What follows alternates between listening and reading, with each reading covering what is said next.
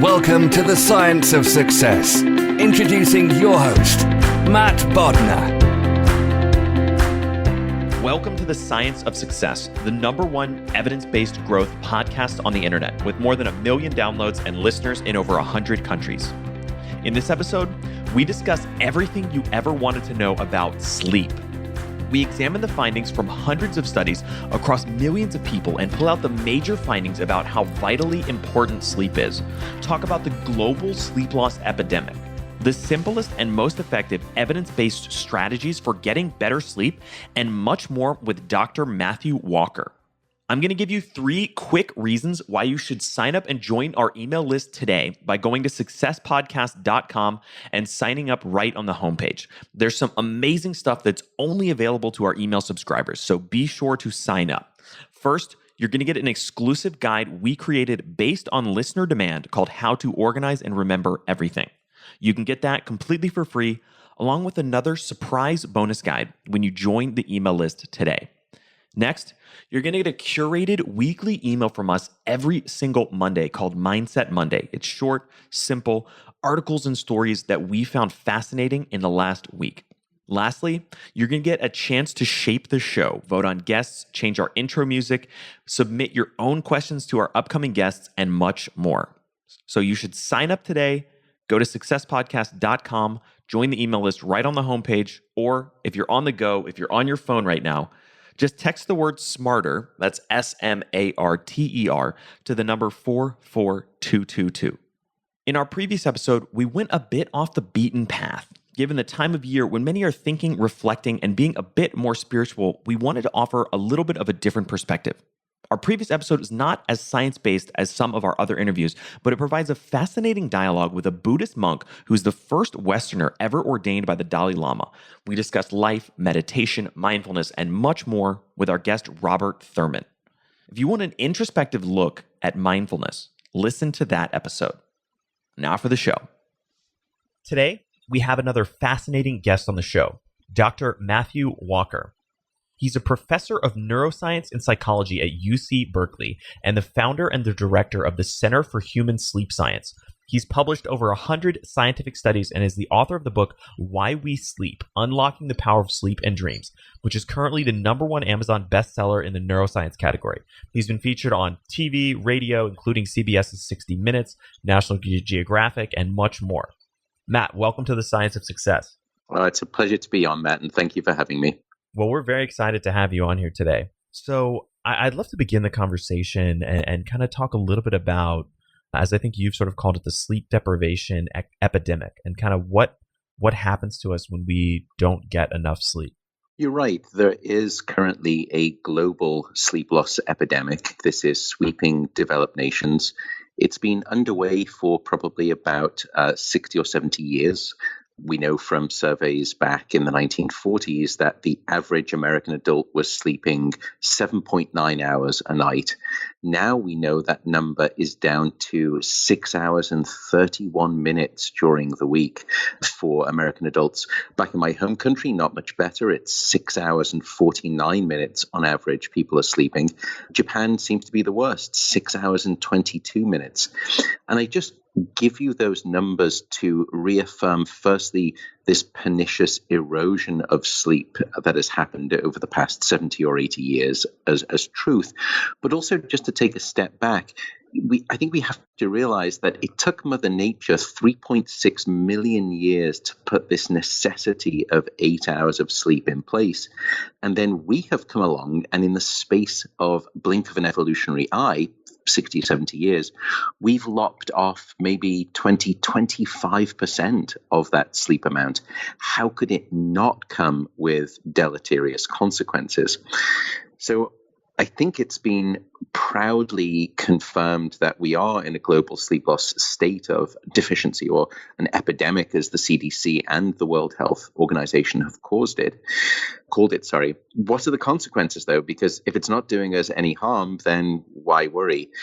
And if only that were true, there is demonstrable harm that is underway because of this sleep loss epidemic.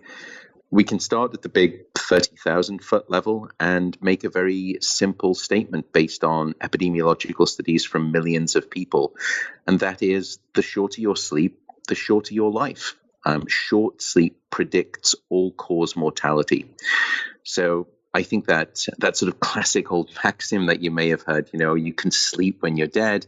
It's always struck me as ironic, because if you adopt that mindset, we know from the evidence that you will be both dead sooner, and the quality of that now shorter life will be significantly worse. If you dig down a little deeper, you can say, well, if a lack of sleep kills you more quickly, then what is it that is killing you more quickly? And it seems to be just about everything. Every major disease that is killing us in the developed world has causal and significant links to a lack of sleep.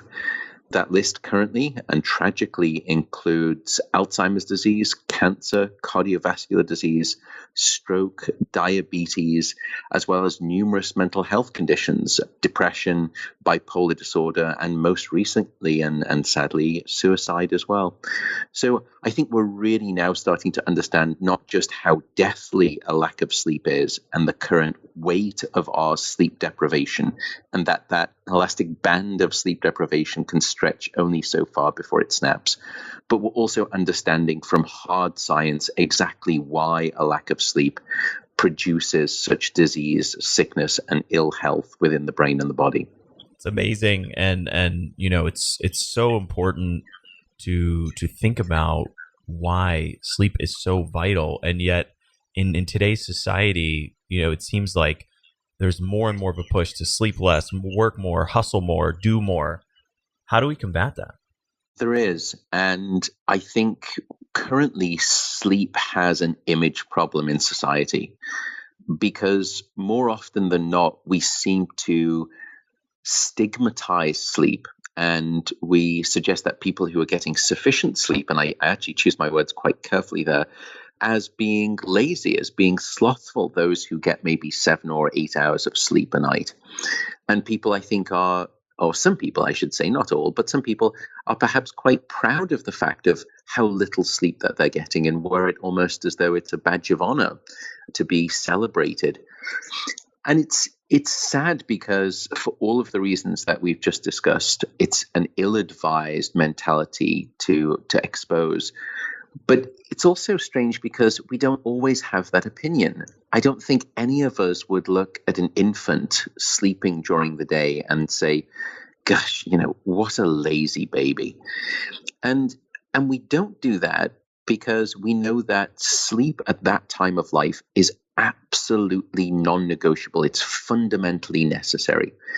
But if you look at the evidence, somewhere between infancy and now, even childhood, not only do we abandon this notion that sleep is necessary and important, but we give it this terrible stigma. So I think that attitude has to change, and there are many ways in which it has to change.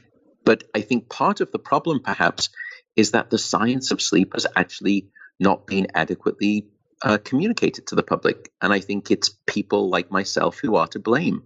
I'm a sleep scientist. I've been a professor and a sleep scientist for 20 years now.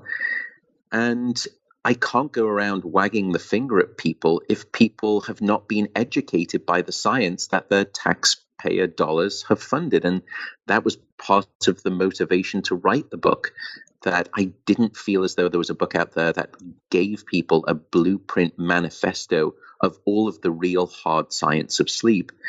There are lots of books out there that you can buy about sort of, the quick fix. These are the 10 rules to better sleep. And I've got nothing against those types of books.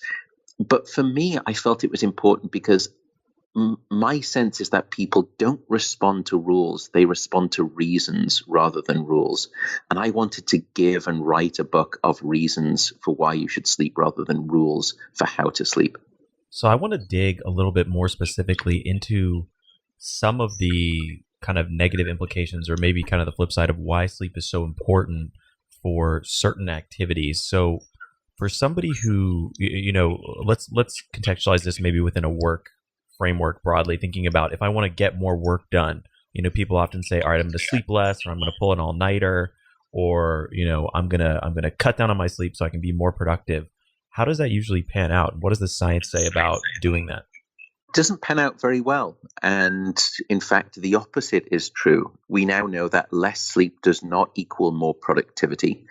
There have been lots of sort of laboratory and workplace studies, and they give us 5 clear truths.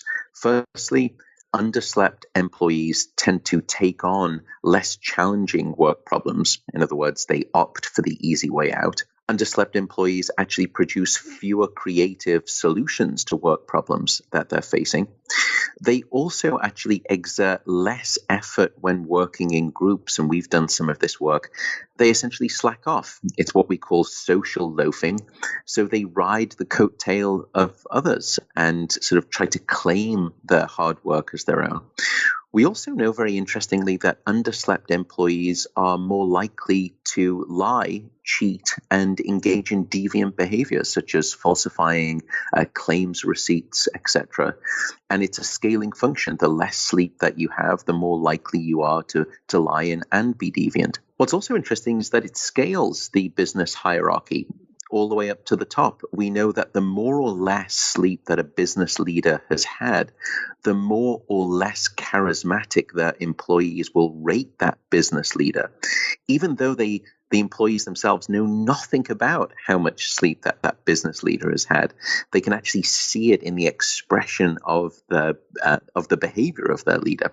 You can then actually scale that up from those sort of low-level studies all the way up to the higher-level studies. And there was a recent RAND report, an independent report, that demonstrated that chronic exhaustion and fatigue due to a lack of sleep cost most first world nations about 2% of their GDP.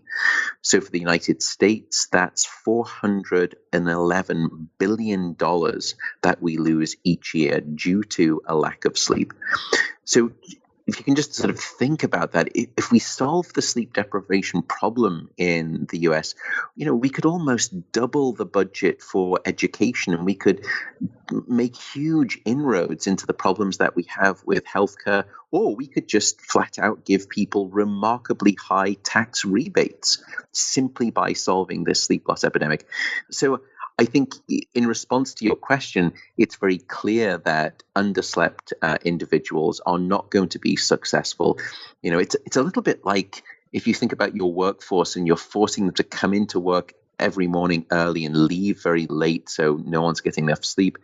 It strikes me a little bit like a spin class at a gym. Everyone in the office looks like they're working hard, but the scenery never changes. There's never any forward progression in terms of momentum with productivity and creativity. So I think we need to change our attitude in the workplace regarding sleep. The evidence is very clear there. Especially around the creativity and the productivity aspect of that, it makes me think almost about the kind of an applied version of the 80-20 principle, where it's not necessarily just more hours of work equals more output, but it's really, vital to have quality work where you're creative, where you're bringing a fresh perspective and a well-rested mind. And that's when you really produce value. But when that's kind of the 20% that produces 80% of your results. But all the sort of busy work and the hustle and bustle, if you don't get enough sleep, you're not going to be able to really be incredibly productive.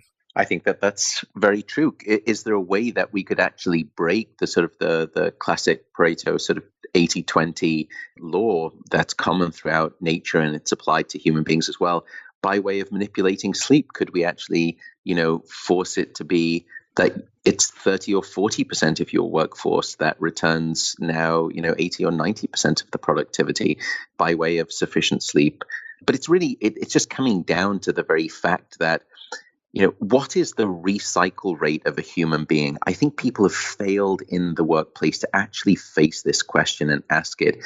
And it's surprising because people in the workplace are wonderfully astute at trying to squeeze every ounce of effectiveness and efficiency out of all of their systems, be it, their budget, be it their tax, be it their hardware, be it their software. And I think we forget about the biological organism at the heart of most companies, the human beings themselves. And we have to ask, how long can an individual be awake before they decline significantly in their productivity, efficiency, and effectiveness? And we now know that evidence. You need 8 hours of sleep, 16 hours. After 16 hours of wakefulness, the cognitive capacities and the physiological capacities of the body start to decline dramatically. After about 20 or 21 hours of being awake, you are as cognitively impaired as someone who would be legally drunk in terms of driving behind the wheel.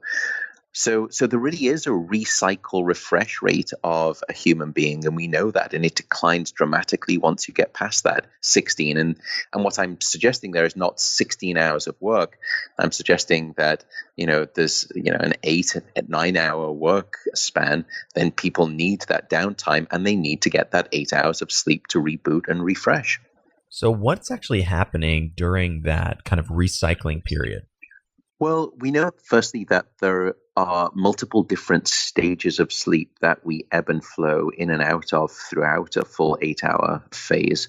And those different stages of sleep, and the two principal types of sleep I should note that probably most people are aware of, are what are called non-rapid eye movement sleep, or non-REM sleep, and rapid eye movement sleep, or REM sleep, which is the stage principally from which we dream. And non-REM sleep actually has several sub-stages to it, stages 1 through 4, increasing in their depth of sleep. And by the way, it always strikes me as funny that scientists are not a very creative bunch. We had these 4 stages of deep non-REM sleep, and all we could come up with was stages 1 through 4. But let's set that aside for a second. So we know that all of those different stages of sleep perform different functions and are all necessary. To come back to your question, though, exactly what is happening at night? Well, let's take deep non-REM sleep for a start, the deepest stages of non-REM sleep. That stage of sleep is actually critical for essentially clearing out all of the metabolic toxins that have been building up in your brain. Now, that may sound a little bit hand-waving, but there's actually very hard, good science from animal studies. When we are awake, we are essentially in a form of low-level brain damage. That's what wakefulness is. And we produce a variety of metabolic byproducts as a result of all of that waking brain cell combustion that we're doing. And it is during sleep at night when we clear that away. What is clearing that away? Well, it turns out that we made a discovery, which is a sewage system in your brain. Now, you have a sewage system in your body that you're probably familiar with called the lymphatic system, but your brain also has one. It's called the glymphatic system, after the cells that produce it or compose the system, called glial cells. And that sewage system within the brain, the glymphatic system, is not always on, at least not in highest flow capacity. It's only during sleep, and particularly deep sleep at night, where that cleansing system of the sewage network actually kicks into high gear. It increases by maybe 200 to 300% relative to when we're awake.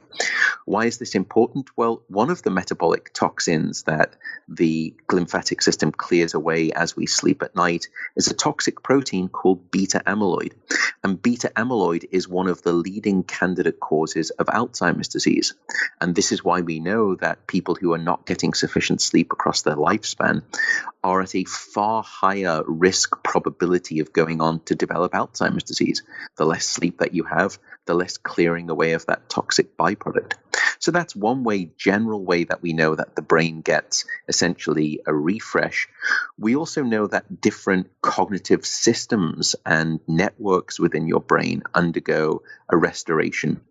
For example, we know that learning and memory systems get overhauled. We take information that we've recently learned and we transfer it from short to long-term memory during sleep, which is essentially like hitting the save button on new memories.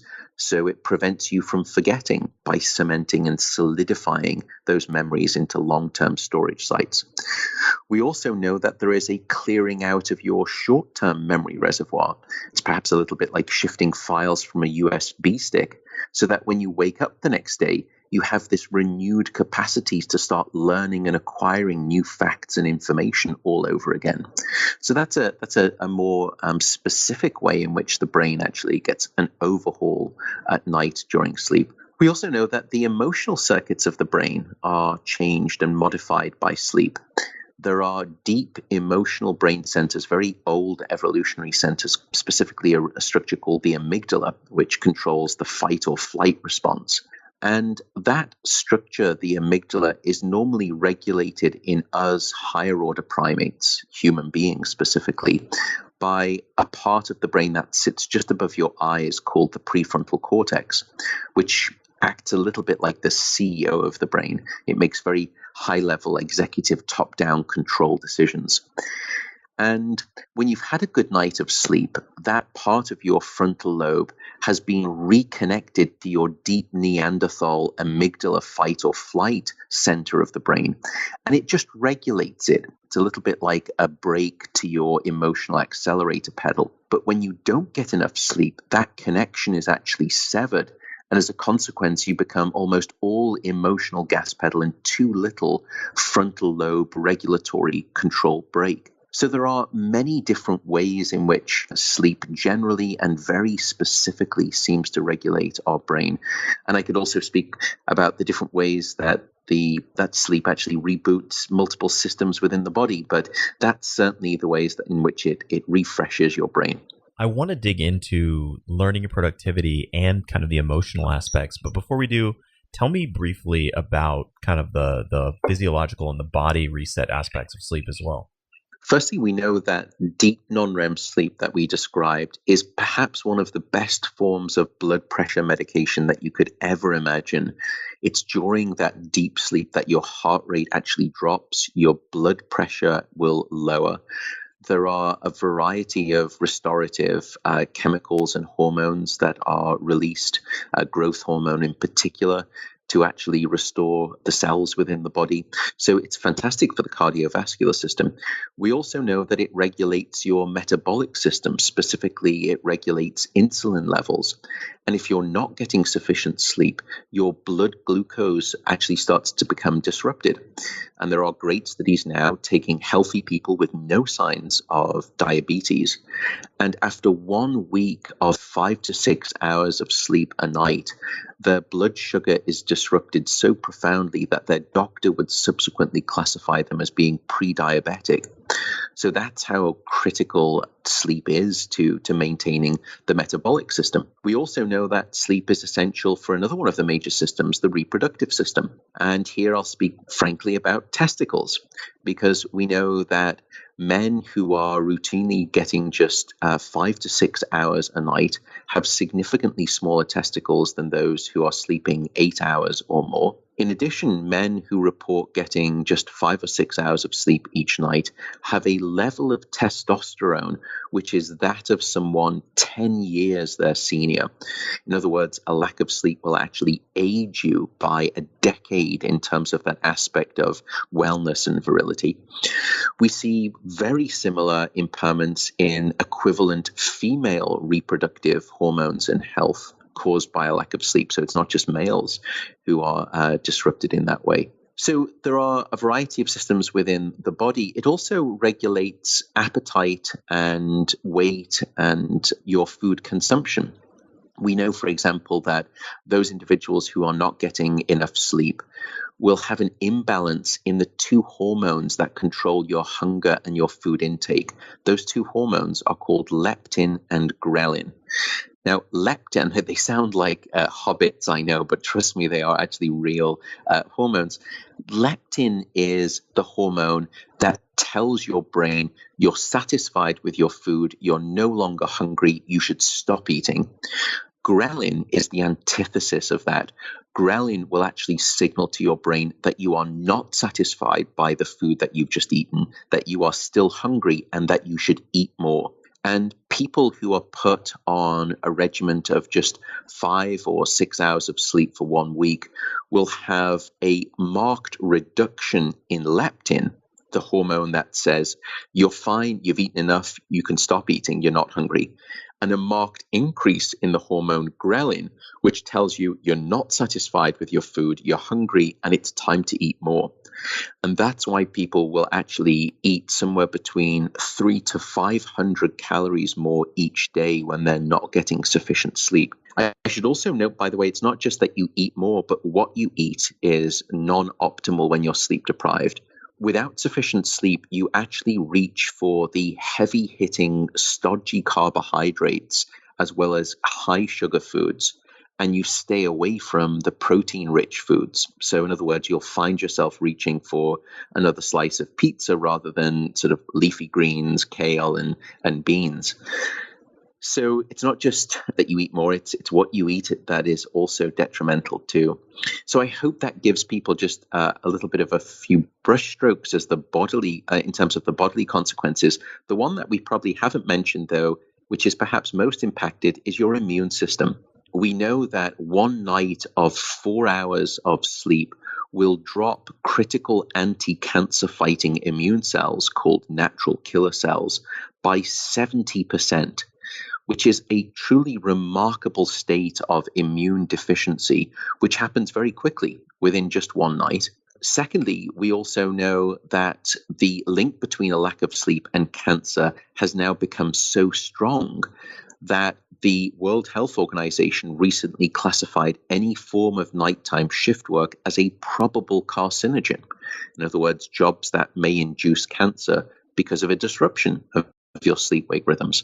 We can look to more benign things too. We know that if you're getting just 5 hours of sleep in the week before you go and get your flu shot, you will only produce 50%, or in fact less than 50% of the normal antibody response, rendering that flu shot largely ineffective. Finally, we know that if you're getting just 5 hours of sleep a night, you are 200 to 300% more likely to catch a cold than someone who is getting 8 hours of sleep a night. This was a remarkable study where they quarantined people in a hotel and they had tracked how much sleep that they were getting in the week before. And then they flushed up the nose of all of these individuals the flu virus. And then in the next few days, they looked to see how many of those individuals succumbed to the flu, how many got infected. And then they bucketed them on the basis of how much sleep that they had in the week before. And that's how they were able to come to that conclusion. So there really isn't any system within your body or process within the brain that isn't wonderfully enhanced by sleep when you get it or demonstrably impaired when you don't get enough. What a powerful statement. And I think that, just that sentence alone really succinctly summarizes, I think that, the fundamental conclusion that the science is in across, nearly every spectrum of the body, the brain, et cetera, that sleep is incredibly valuable and that 8 hours of sleep specifically is really critical. I think it is. And I think what we know is that without sleep, there is low energy and disease. And with sleep, there is vitality and health. And the sleep loss epidemic is perhaps the greatest curable disease that no one is really talking about or effectively trying to solve. So I would simply say that the lack of sleep is both the most striking omission in the health conversation of today, and our lack of sleep is perhaps a slow form of self-euthanasia. So I want to dig back into the relationship. Let's touch on learning and memory. Tell me a little bit more about the work you've done and some of the research around how sleep can kind of improve learning and memory. So sleep actually is beneficial for memory in at least 3 ways that we've now discovered, and this is the work that we've been doing, or some of the work that we do at my sleep center. First, we know that you need sleep before learning to essentially prepare your brain, perhaps a little bit like a dry sponge, ready to initially soak up new information the next day. And so we did a study where we tested a very simple hypothesis. Is it wise to pull the all-nighter? Is it a good thing or a bad thing? And we took a group of individuals and we either gave them a full night of sleep or we kept them awake throughout the night. And then the next day, we wedged them inside an MRI scanner. And then we had them try and learn a whole list of new facts as we were taking snapshots of brain activity. And then we tested them to see how effective that learning had been. And firstly, what we found is that when we put those two groups head to head, there was a 40% deficit in the ability of the brain to make new memories without sleep. And just to frame that in context, it would simply be the difference between acing an exam and failing it miserably. What we went on to discover from the brain scans, however, was why the brain was failing to lay down those new memories. There's a structure in our brains on the left and the right side called the hippocampus. And you can think of the hippocampus a little bit like the memory inbox of the brain, in that it's actually very good at receiving new memory files and holding on to them initially. And when we looked at that structure in those people who'd had a full night of sleep, we saw lots of healthy learning-related activity. Yet in those people who were sleep deprived, we actually couldn't find any significant activity whatsoever. So it was almost as though sleep deprivation had shut down your memory inbox, as it were, and any new incoming files, they were just being bounced. You couldn't effectively commit new experiences to memory. If people would like to just sort of understand what that means in terms of the hippocampus, I'm sure many people listening have probably seen the movie Memento. And in that movie, that gentleman has damage to the brain and specifically to this structure, the hippocampus. And from that point forward, he can no longer make any new memories. He's what we call in neurology densely amnesic. And that part of his brain was the hippocampus, and it is the very same structure that your lack of sleep will actually attack and prevent your brain from actually laying down and placing those new memories into a fixed state within the brain. So that's the first way that sleep is good for learning and memory. But you also need sleep not just before learning, but also after learning, but for something different now. Sleep after learning will essentially hit the save button on those new memories, and it will essentially solidify those memories into the neural architecture of the brain. As we mentioned before, it sort of actually will transfer those memories, almost like packets of information being transferred across a network from a short-term vulnerable storage site to the more permanent long-term storage center within the brain, which is called the cortex, this wrinkled mass that sits on top of your brain. And that means that when you come back the next day, those memories are protected and safe, and you will be able to remember, rather than those memories being vulnerable to being overwritten or lost, for example, to the ravage of time, which means that they are ultimately forgotten. We also know a little bit about how sleep not only transfers memories during sleep, but even strengthens those memories. It's during sleep that the brain actually replays the information that you've recently learned. And these are studies done in humans, but also in animals. They were actually placing electrodes into the brains of rats, and they were having them run around a maze. And as they were running around the maze and learning the maze, all of these different brain cells would fire in a specific signature pattern, which was essentially the imprinting of the memory. And if you were to sort of add different tones to them, it would sound a little bit like sort of ba-ba-ba-bum, ba-ba-ba-bum, ba-ba-ba-bum. The brain is sort of imprinting this memory as the rat is running around the maze. And lo and behold, what happens is that when you then let the rat sleep, but keep recording and keep eavesdropping on the brain, what do you think reemerges? It's exactly the same pattern. Ba-ba-ba-bum, ba-ba-ba-bum. The rat is replaying those memories.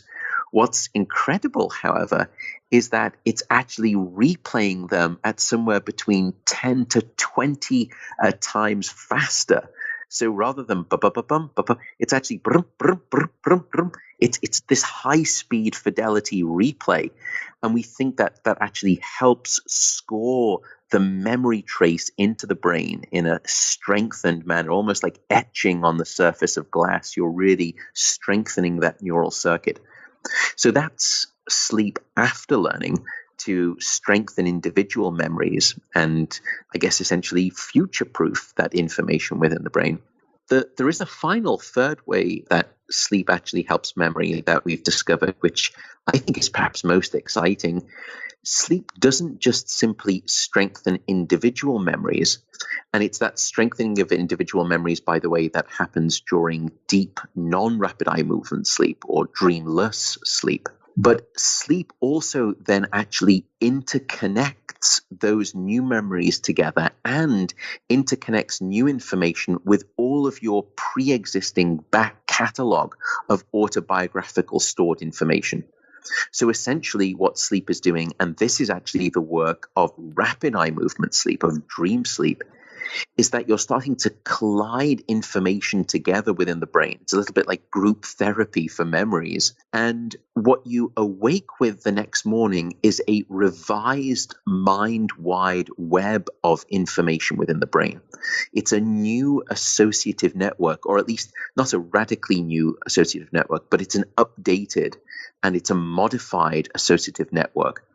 And that's the reason that you can come back the next day having extracted and divine, creative, novel solutions to previously impenetrable problems that you were facing. And it's probably the reason, and we now know this, for example, that sleep will actually provide almost a threefold advantage in problem solving relative to an equivalent time period spent awake.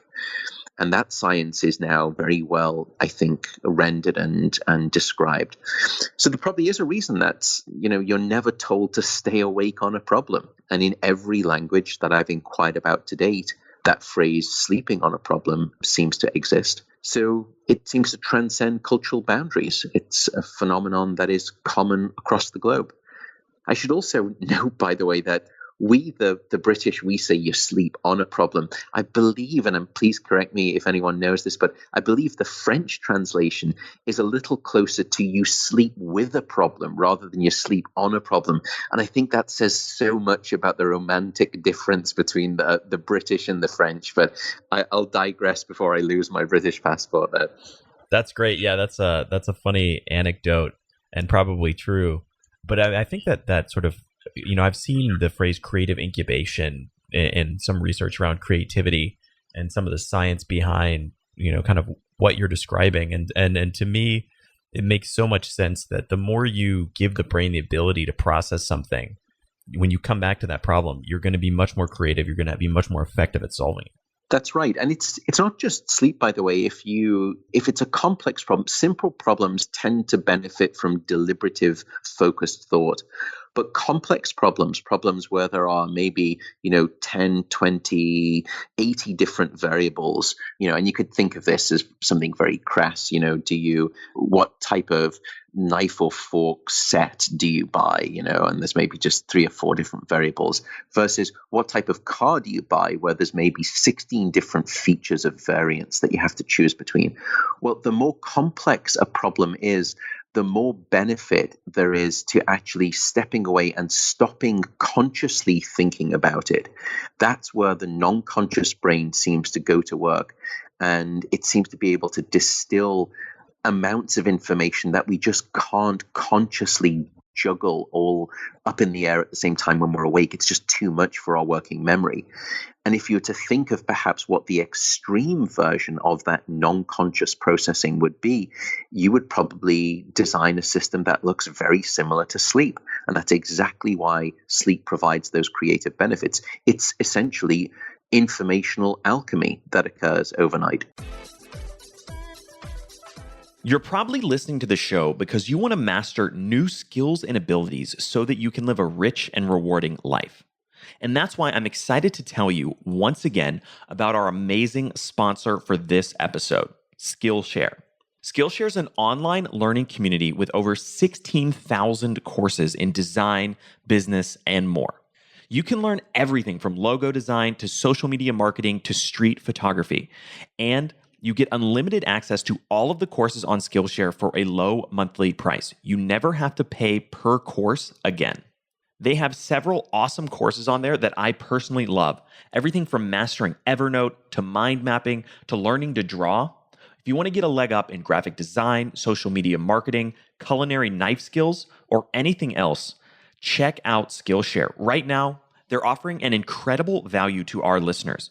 You can get 3 months of Skillshare for 99 cents. All you have to do is go to Skillshare.com/success. That's Skillshare.com/success. And you can redeem 3 months of classes for just 99 cents. So I want to segue now and get into strategies for sleeping more effectively. We've talked at length about how important sleep is, both from sort of avoiding a tremendous amount of negative consequences, but also in producing a myriad of positive benefits. Tell me about, for somebody who maybe has trouble sleeping or just in general, what are some of the basic interventions that we can implement in our lives to sleep better? These tips, I suppose, and again, I'm not just going to tell you the rules. I want to try and explain the reasons for each of these rules. I do warn people that some of them are probably not necessarily desirable. It makes me very unpopular, but here they are. The first overarching rule, of course, is that you just have to carve out an 8-hour non-negotiable sleep opportunity every night. And it sounds crass and it sounds hokey, but I do this in my life as well. I'm not just saying this because I've just written a book and I sort of want to practice what I seem to be preaching, but it's from a very selfish perspective because I know the evidence so well. And if you knew the evidence as I do, and I hope people will do after reading the book, you just wouldn't do anything different. I don't want a shorter life. I don't want a life filled with disease and pain and sickness and suffering. So that's why I do give myself a non-negotiable 8-hour opportunity every night. Once you've got that in place, and I don't think it's insurmountable, people are doing wonderful things in terms of actually committing non-negotiable time to exercise, and people are trying to eat more healthily. So I don't think sleep is a lost cause in this regard. Once you're getting that opportunity, then I think there are 5 things that you can do. If there's one thing that you do from all of these tips, it is this: regularity. Go to bed at the same time and wake up at the same time, no matter what, no matter whether it's the weekend or the weekday. Even if you've had a bad night of sleep, still wake up at the same time the next day. Accept that it's going to be a bit of a tricky day, but then just get to bed early the following evening, and then you will reset. Because if you sleep in late, for whatever reason, you're not going to feel tired until later that following evening, and you start to drift forward in time, and it's called social jet lag, and that has marked deleterious consequences to your health and to your sleep. So regularity is key. The second is temperature. Keep it cool. Keep your bedroom around about 68 degrees is optimal for most people, which is probably colder than you think, or about 18.5 degrees Celsius. The reason is this, that your body needs to drop its core temperature by about 2 to 3 degrees Fahrenheit in order to initiate sleep.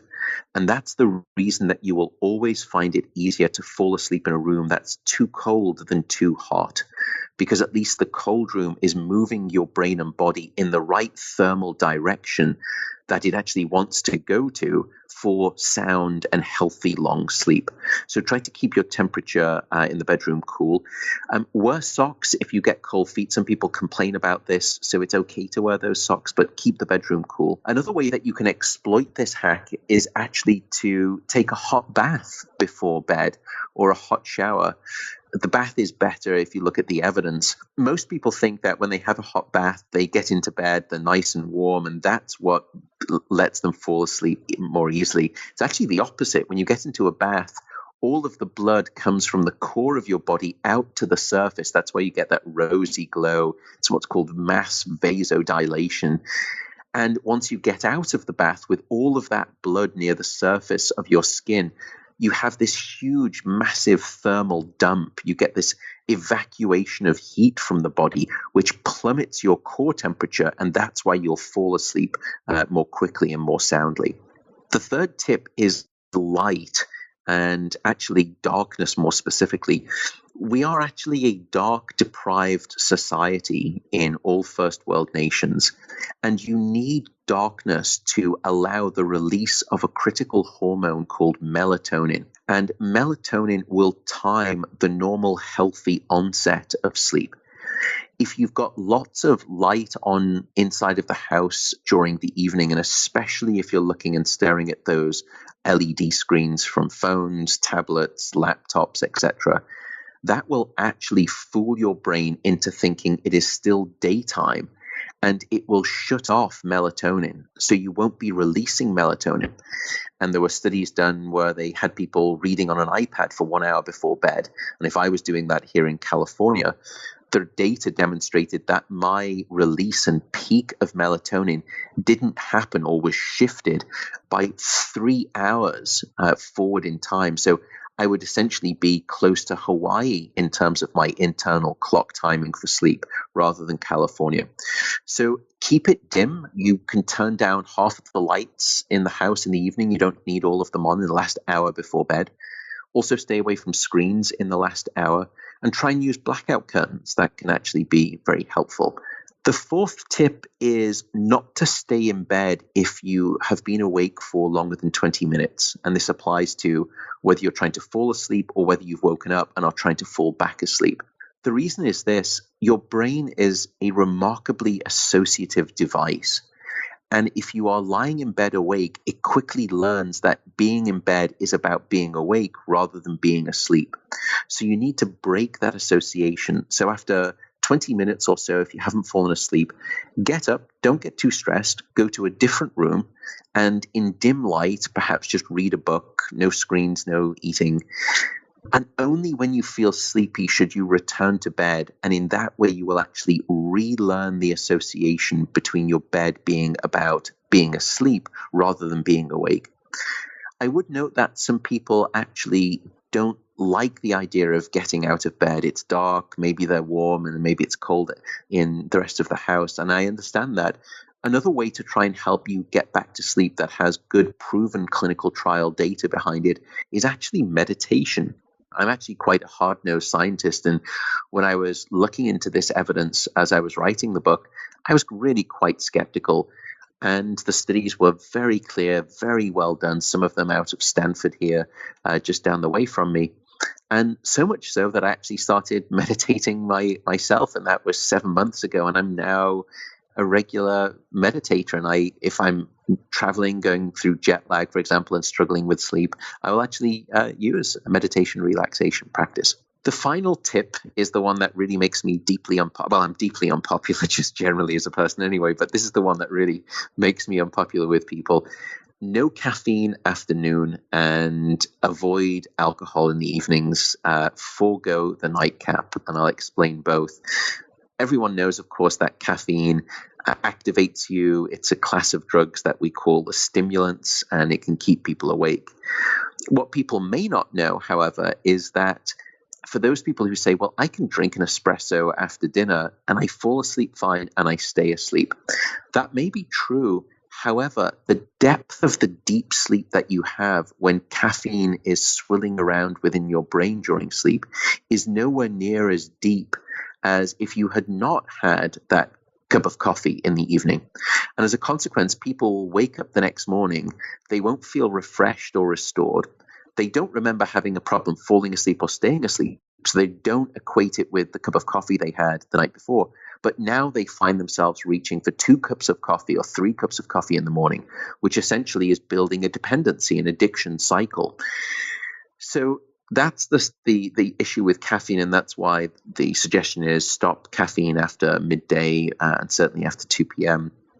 Alcohol is probably the most misunderstood drug when it comes to sleep. Alcohol is a class of drugs that we call the sedative hypnotics, and sedation is not sleep. So many people say, well, I have a nightcap, I have a quick whiskey, and it puts me to sleep. It's great.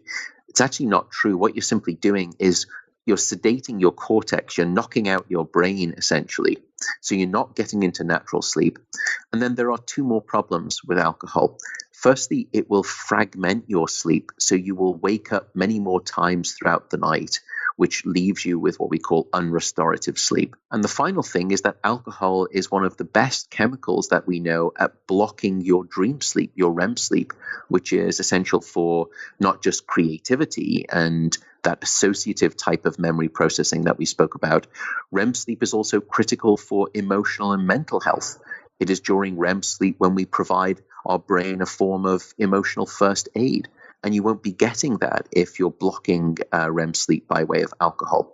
So those would be the 5 tips to better sleep, and hopefully they help some folks. And I'm also happy to speak a little bit about sleeping pills. They're also misunderstood, but those would be for most people the 5 tips that I would offer. Great advice, and I try to implement as many of those as possible. One of the things, specifically caffeine, is something that I used to drink kind of at my peak, about a pot of coffee a day. And now I basically don't consume any caffeine. And when I do, I limit myself no caffeine afternoon, maybe 1 cup of tea is kind of the maximum. And I've noticed a huge impact on that impacting my sleep. Sorry, were you going to say something? Yeah, no, I was just going to say, I mean, it's immensely wise. And it's, one of the problems with a lack of sleep is that you quickly reset your sort of perception of your effectiveness and your health. You just think, well, this is how I am now at this age, not realizing that you could actually be a far better version of yourself, both mentally, cognitively, and physiologically, if you were just to start getting sufficient sleep. And I think many people fail to realize that with caffeine, especially, that it's only when they come off caffeine do they really start to feel both the benefits of all of the side effects that normally come with high caffeine use, but especially the benefits on sleep.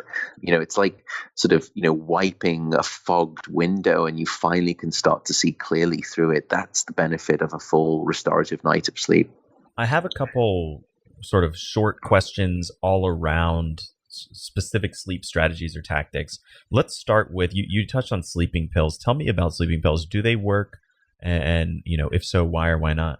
There are no sleeping medications that we have currently that produce naturalistic sleep. The current class of drugs that you will be prescribed are called sedative hypnotics. And again, as we mentioned with alcohol, sedation is not sleep. So the sleep that you have when you're on sleeping pills, if I were to show you the electrical signature of your sleep, if you were to come to my laboratory, it would not be the same on sleeping pills as it would be if you're just having naturalistic, healthy sleep. That's the first thing.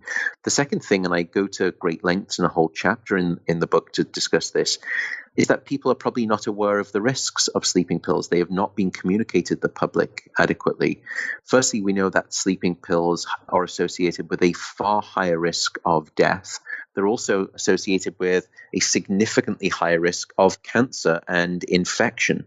Now, we don't yet know if this is causal versus simply associational, but what I wanted to do is to try to get that information out to the public so they at least could be armed with the knowledge and make an informed choice with their doctor when they go and see the surgery.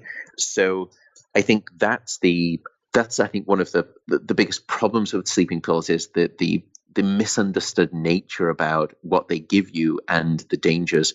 People also don't necessarily have to be taking sleeping pills, I should note.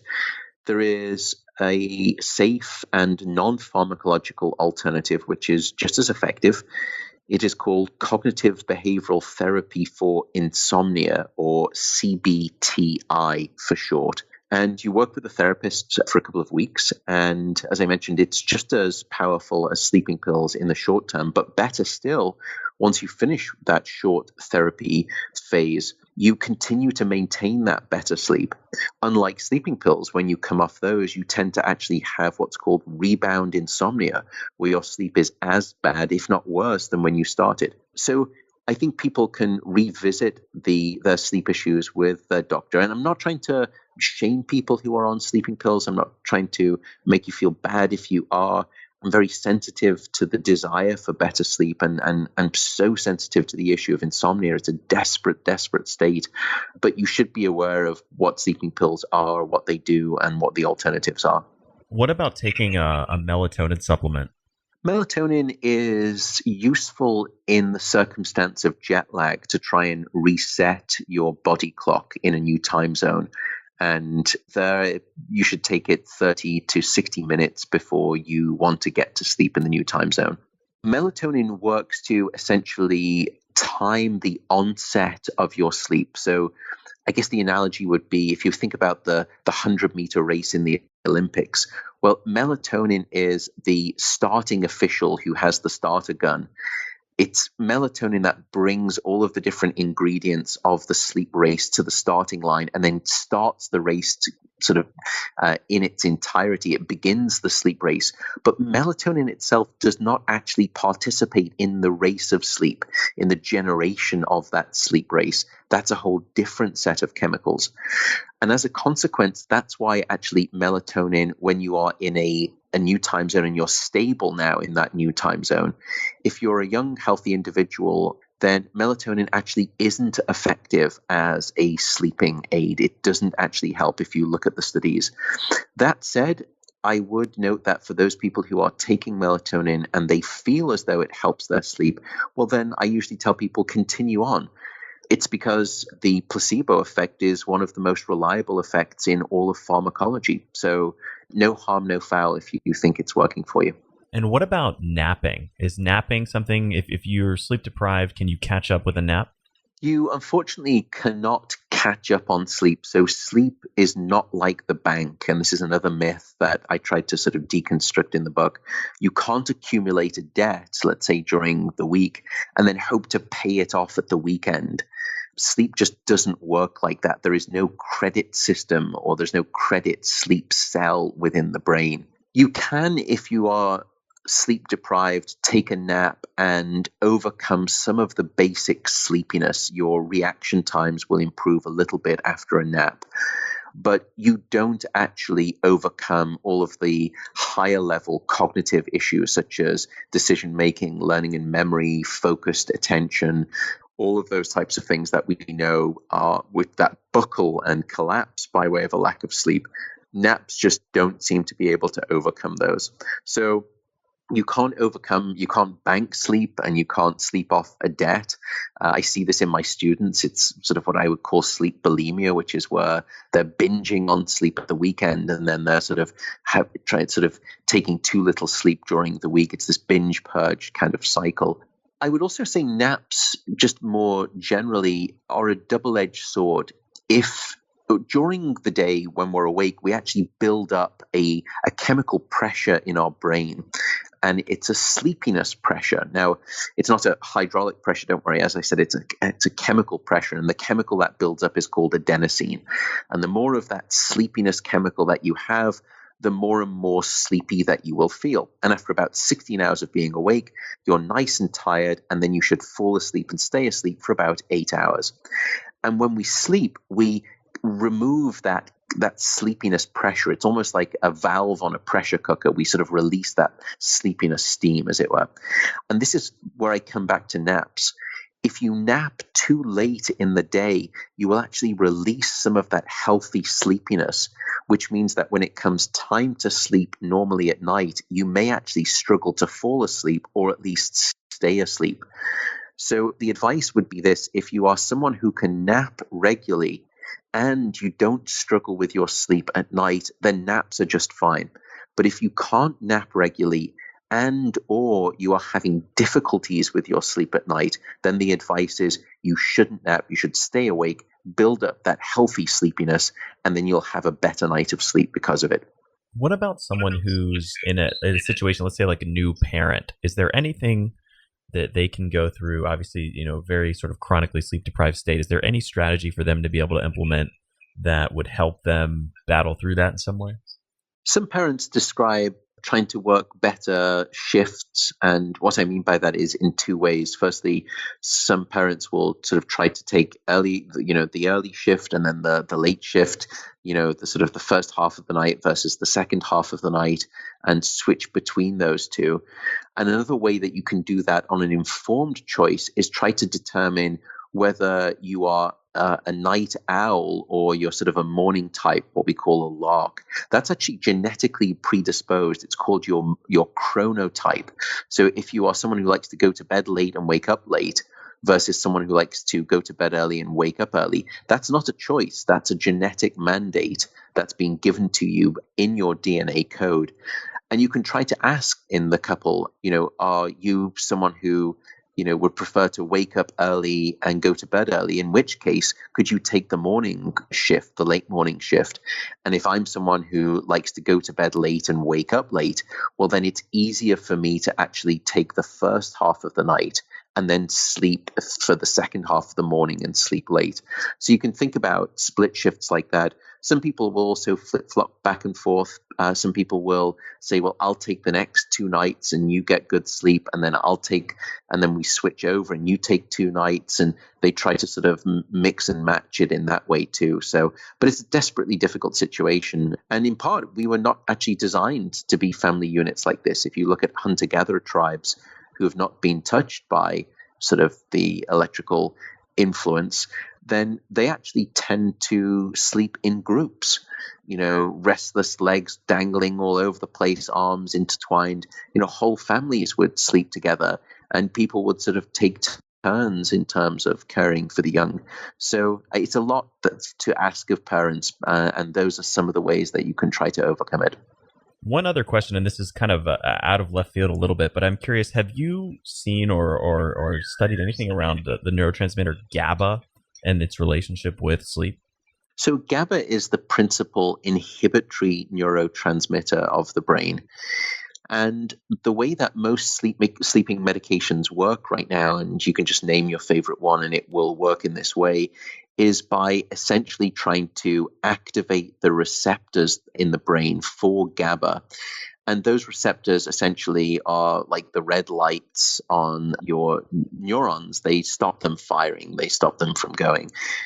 And so drugs that try to target the GABA system within the brain are really quite blunt instruments. And that's why sleeping pills, which act exactly in this way, are really not precise tools. Sleep is a remarkably complex neurophysiological and neurochemical ballet. If you look at it, all of these different stages of sleep, neurotransmitters going up and down, and brain networks ebbing and flowing. And so to think that you can essentially recreate something that is so complex and so bidirectional as sleep by simply just knocking the brain out and switching it off using GABA receptors is really just it's an unfortunate outcome of how poor our pharmacology is in this day and age. We just don't yet have the pharmacological precision and sophistication to mimic sleep at this stage. What's one piece of homework that you would give to a listener who wants to sleep better? I would say try giving yourself 1 week of 8 hours of sleep and see if you feel any better. Just give it as a self-improvement test. Try it as a hack that if you are one of those people who are sort of into the quantified self movement and you're into self-experimentation, then just test out all of that which you've just heard in the past week and just determine if you feel any better when you're sleeping 8 hours every night and you regular each and every night versus a staccato sleep schedule where you're sleeping 5 hours, then 6 hours, then 12 hours, and then 5 hours again, and just ask yourself, did that experiment work, and is it in my favor? Do I feel any better, and do I notice that improvement? And for listeners who want to learn more and want to find you and your book online, what's the best place to do that? So they can find the book, which is called Why We Sleep, and they can find that online. Amazon holds it. You can find it from all of your major bookstores, both the major brands as well as all of the independents. It's on the list of most libraries too. If you don't want to part with your money, my publisher probably wouldn't like me saying that, but I really don't mind. It's about the knowledge of the book, not the sales. If you want to learn more about the work that I do, you can follow me on social media. I am at Sleep Diplomat, all one word, Sleep Diplomat. I'm on Twitter, and also you can find me on LinkedIn, and also on the web. It is www.sleepdiplomat.com.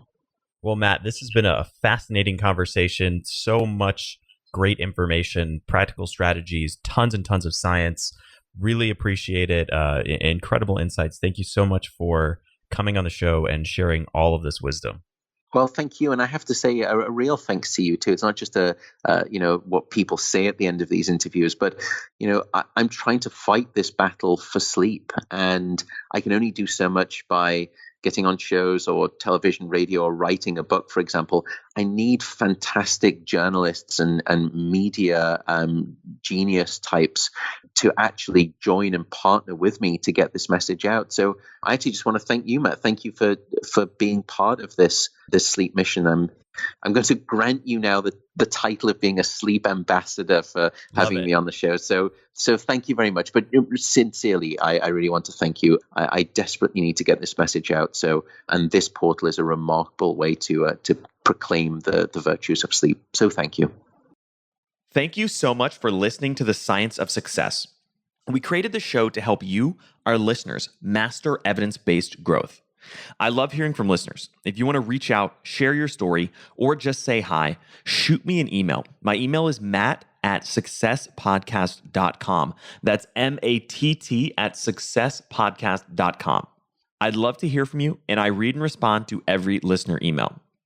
I'll give you 3 quick reasons why you should join our email list today by going to successpodcast.com and signing up right on the homepage. 1, you're going to get an exclusive weekly curated email from us every single Monday called Mindset Monday. It's short, simple articles and stories that we found fascinating in the last week.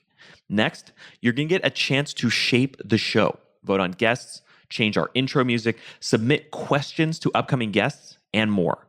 Lastly, you're going to get a guide we created based on listener demand called How to Organize and Remember Everything. You can get that completely for free, along with another surprise bonus guide when you join the email list today. There's some special, amazing things available only for those on the email list. So be sure to sign up. You can do that by going to successpodcast.com, signing up right on the homepage. Or if you're out and about, if you're on the go, if you're listening on your phone right now, just text the word SMARTER, that's SMARTER, to the number 44222. Remember, the greatest compliment you can give us is a referral to a friend, either live or online. If you've enjoyed this episode, please leave us an awesome review and subscribe on iTunes. That helps more and more people discover the science of success. Don't forget, if you want to get all this incredible information, links, transcripts, everything we talked about in this episode, and much more, be sure to check out our show notes. You can get those at successpodcast.com. Just hit the show notes button right at the top. Thanks again, and we'll see you on the next episode of The Science of Success.